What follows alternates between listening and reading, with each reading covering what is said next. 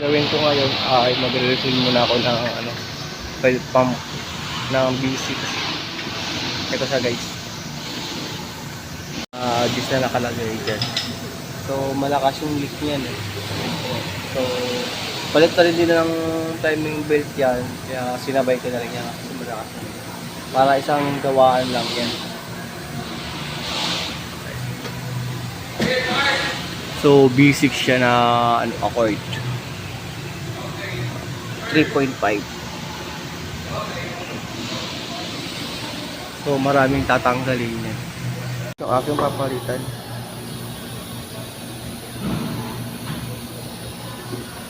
Timing belt, idle bearing, tensioner bearing, tensioner, idle bearing, oil filter base, and oil pump o-ring. Ito yung gusto aking mga papalitan.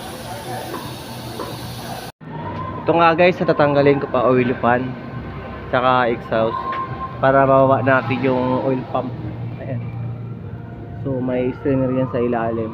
So kailangan mo talaga tanggalin tong oil pump tsaka oil pan para matanggal na. Mapalitan natin ng o-ring. So matagal-tagal ito.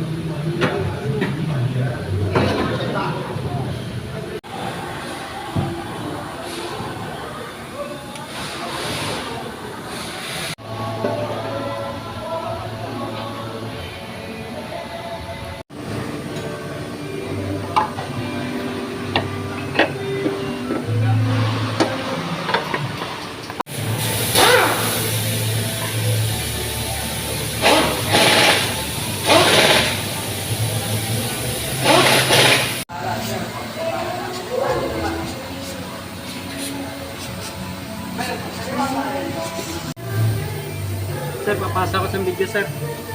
Ah? Yung dito, pagbaba mo ng oil pan. Sige.